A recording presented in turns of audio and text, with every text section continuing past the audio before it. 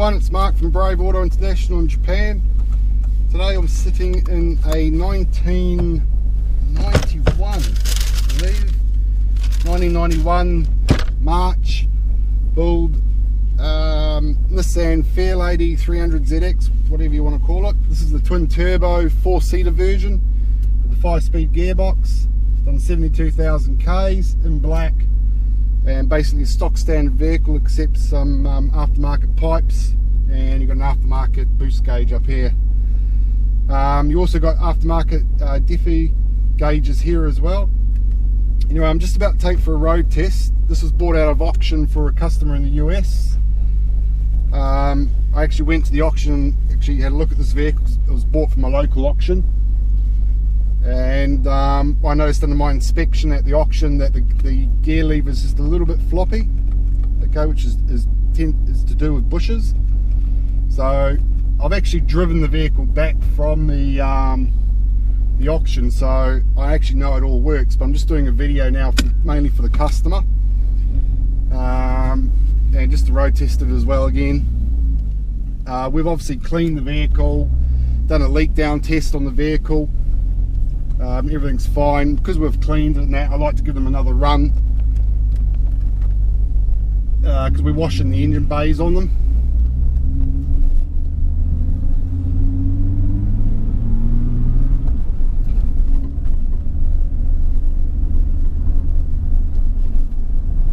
This road here is really rough, so it's my suspension test road part, I suppose.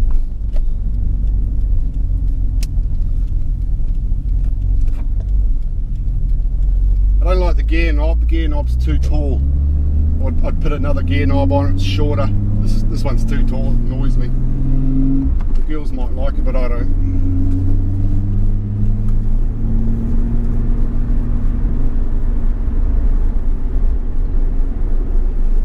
Under the road test, what we do is we do it with every vehicle we export.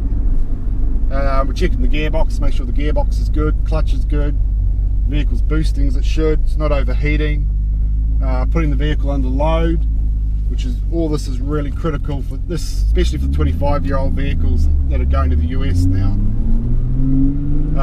But it doesn't matter how old the vehicle is, we do this automatically to every vehicle. It's all included in our agent's fee.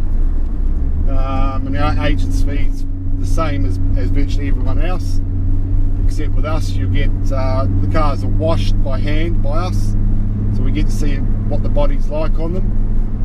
We do the leak down test, and we do the most critical thing, the road test.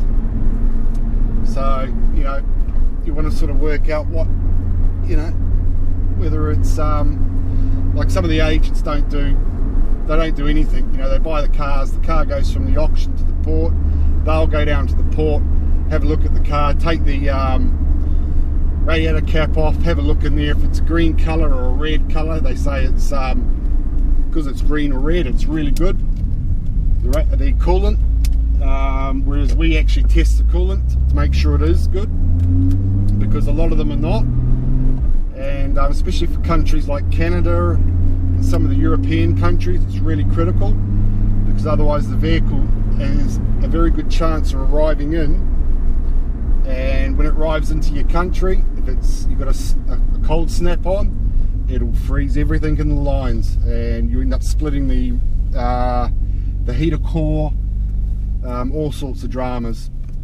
And obviously you're you know, it's not good for the engine either, because it will make your coolant go to gel. Okay, so just, you know, these are the things we're checking, and it's like I say, it's all part of our agent's fee, and I think we're the only ones that really do it. I know a few of the agents sort of claim they might, but I don't think so. I've seen some of their websites, videos where they're checking the cars at the port, you know, and they hop in the car and they drive from here to the letterbox and back, and say the clutch is good and the gearbox is good, and it feels really nice, drives really nice, which yeah, I'm sure it does. So once I get around this corner, I'm I've got it up to temp now, so I'll just run it up the gears, just make sure the box is okay. It's a little, like I say, it's a little bit floppy. It does come back kind of a little bit to the centre, but just a little bit floppy.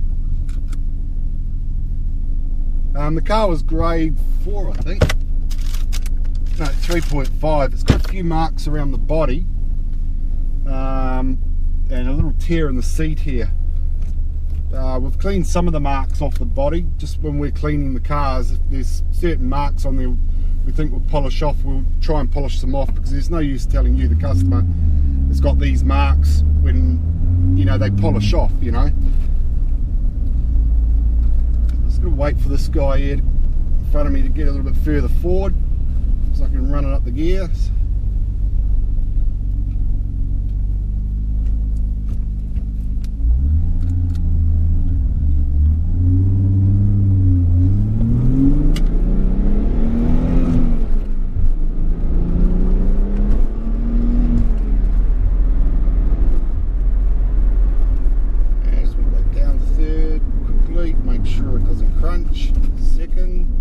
Even though it's a little bit floppy, the lever, you're not fishing for the gears.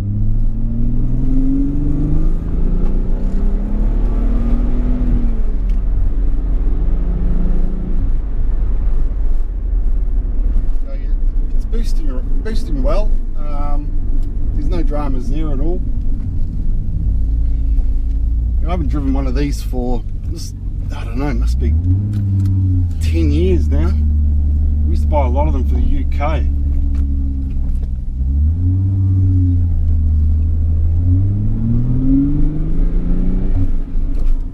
You might be able to hear a rattle. What it is, it's just this piece here at the bottom of the gear lever knob. It's just rattling a little bit. It boosts. And I'm just going to give it a brake test down here.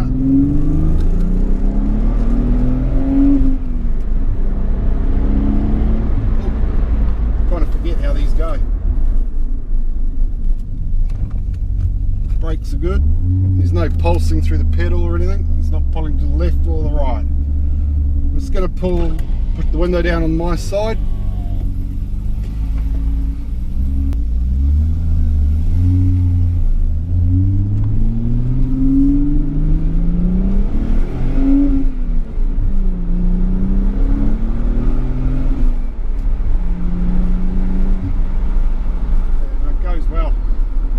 Don't like this gear knob, it's too tall. The actual gear shift lever's the original one. It's just the knob they put on it's like a big knob, I suppose.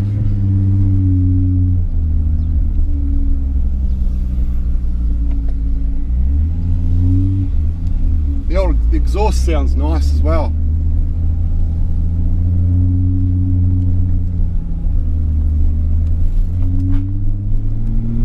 I won't run over your dog.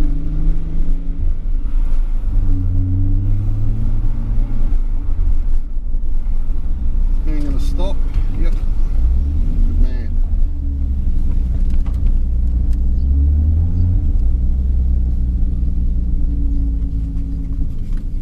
Okay, so that's your 1990 300ZX, and I'll just give you a quick walk around. Make sure it's in neutral.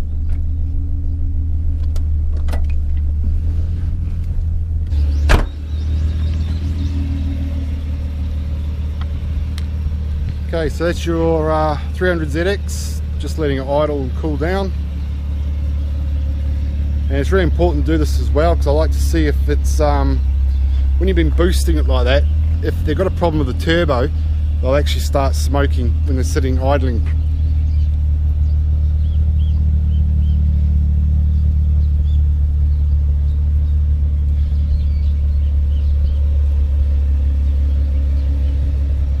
Got the T-bar roof as well.